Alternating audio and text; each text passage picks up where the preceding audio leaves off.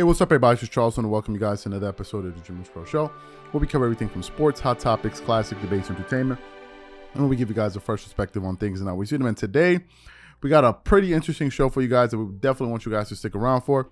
But before we get into it, please make sure you like the video and subscribe to the channel. Now, today is going to be a very, very interesting show for you guys. Now, if you all remember well, back in 2020, arguably the best sports documentary of all time dropped.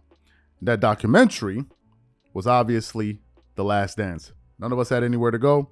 It came out during the global pandemic, so we all got a chance to get a heavy dosage of Michael Jordan, I believe, over a 4-week span. I believe they were releasing 2 episodes a week, if I'm not mistaken, maybe 1, I don't remember, but over I think a 4 to 8 week time frame.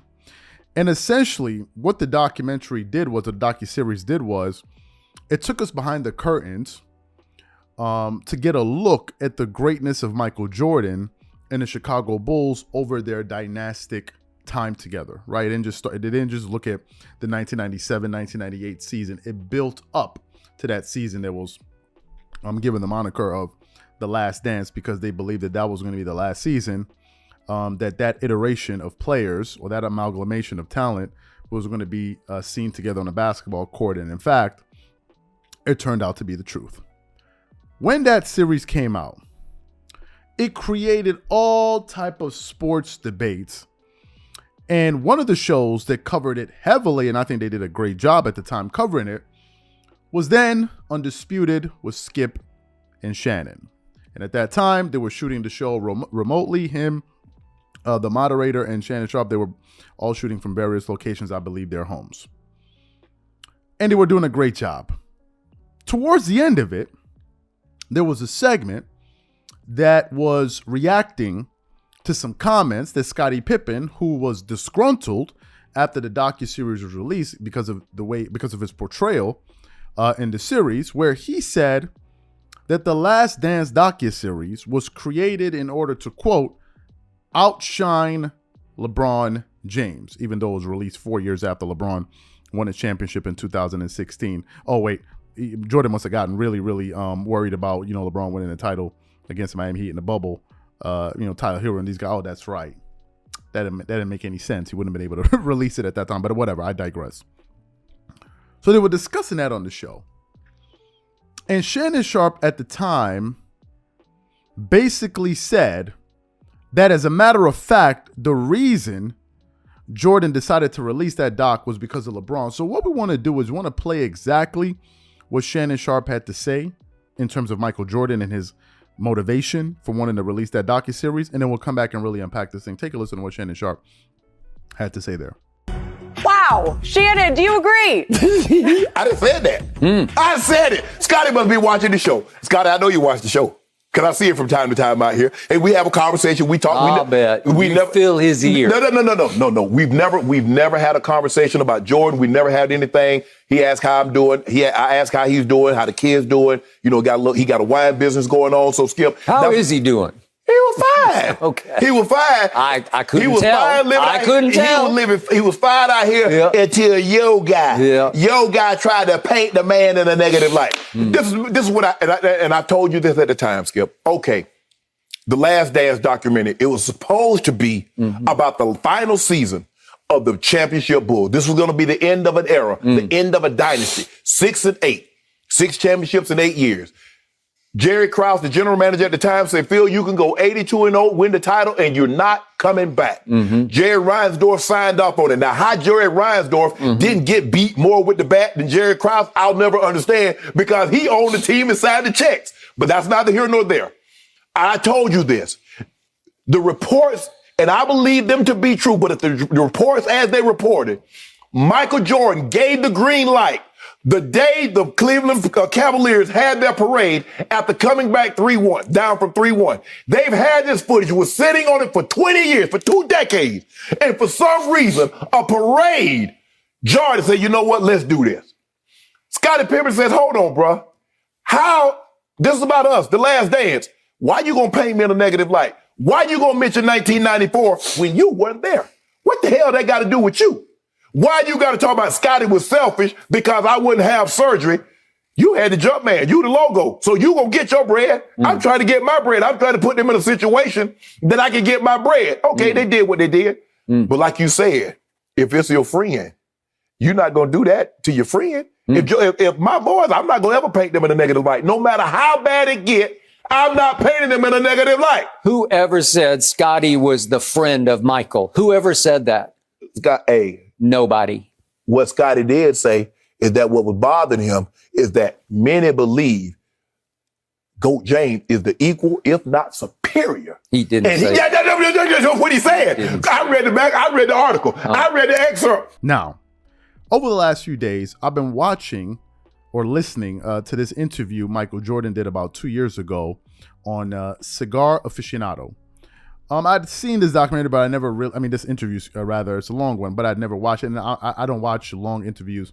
If you have like an hour-long, 60-minute interview, if I'm not doing it for work, meaning like a basketball-related something, I'm just going to, it'll take me days to watch. I don't have the attention span to sit down and watch an hour or two. I don't have that time. I don't have the attention to do it. I just can't do it. Just me. But anyway, so I was getting towards the end of it. I've been listening to it for the past few days. And towards the end of the interview, he said something, in this case, Michael Jordan, that absolutely flies in the face of what Shannon Sharpe has been saying in the last few years, that Jordan got threatened because of the success of LeBron, and therefore that's the reason he decided to give the green light for them to go ahead and produce that show, that docuseries. So what we want to do is we want to play exactly what Michael Jordan had to say here, and then we're going to really get into the nitty-gritty of this. Take a listen to what Jordan had to say there. So what is this that has been written about, but not in any great detail, that there's a 8 or 10 part documentary coming out where there's many hours of film, I guess going back 20 or 30 years, and that there's something coming that is going to be very unusual in terms of a person's life. Can you talk about it? You're very knowledgeable about things that you're not supposed to be knowledgeable about. Yes, the tapings of my last year, or our last year, 1998, we had a camera following us the whole time to capture the last dance at that time, because everybody felt like the team was going to get dismantled. And what you see, I think, in that is my dedication to the game of basketball, unwaveringly, dedication day in and day out, and how I hold being the leader of the team, being the one that's been there for the longest. I hold everybody else accountable for the success of what happened at the end of the year. And people may look at it and, they're going to get an honest understanding for what winning is about, what leadership is about, what passion, drive. Now, players may look at it and say, well, God, it was really tough.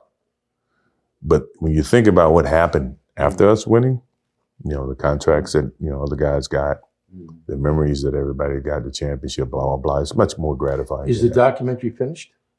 No, it's not finished. Have you seen a lot of it? Yeah, I've seen it. So it's been through an editing process and stuff? No, it has not gone through a true editing process. When will we all be able to see it? I think that's one of the things that we had determined.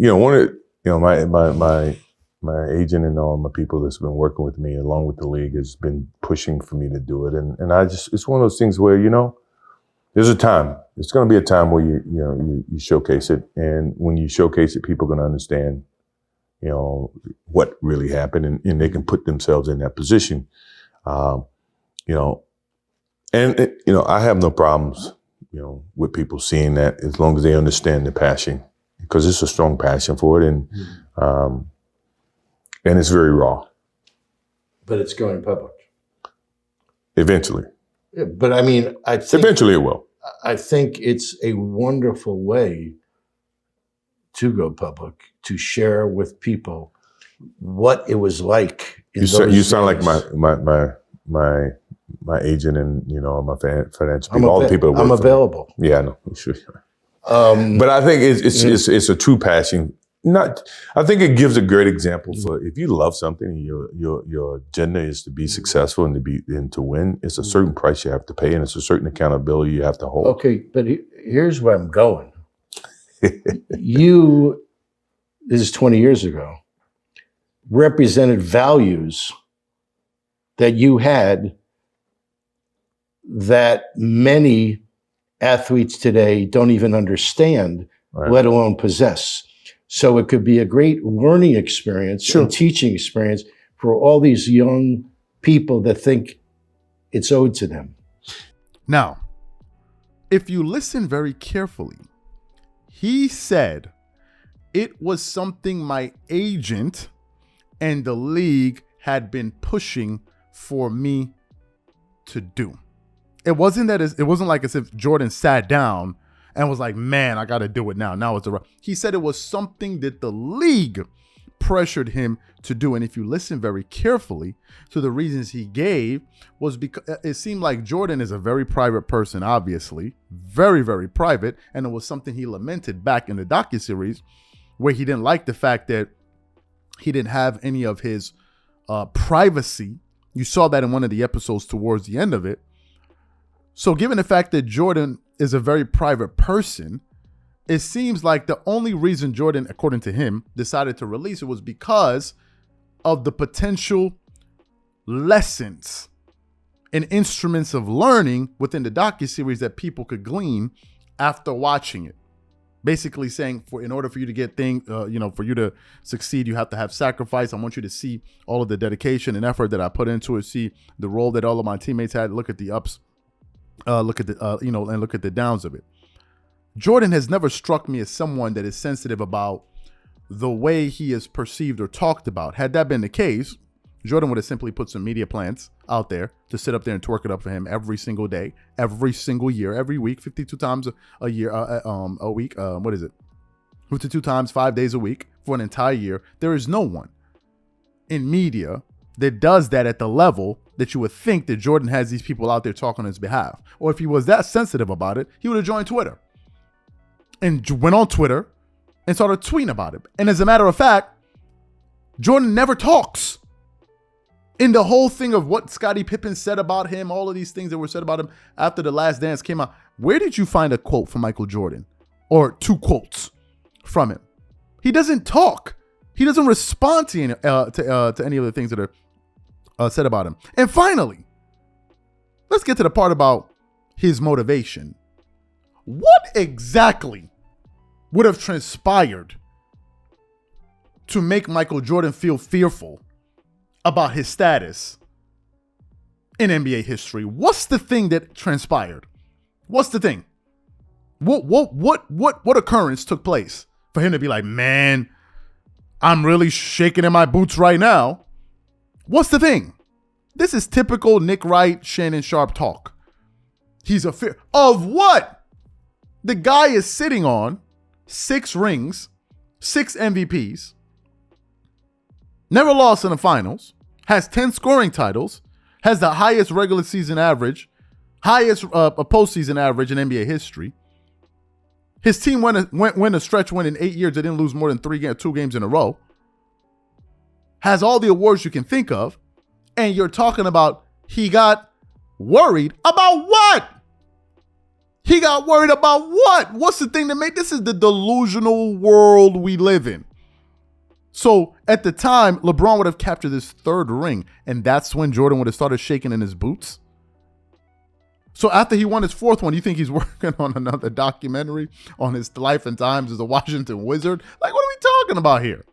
So to me, what Jordan just said is the total opposite of what Shannon Sharpe's been saying, which is he did it because he was the friend. Did you hear him mention anything about that? Did you hear him mention anything about that? And these will be some of the people that said, well, you don't really know. How you know? How you know? He would have really said, how you know?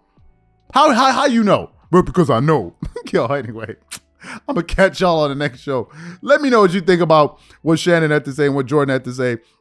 And ultimately, do you think Jordan was threatened by what LeBron was doing? Whatever you guys think, leave your thoughts and comments in the comment section. We catch you guys on the next show. Peace.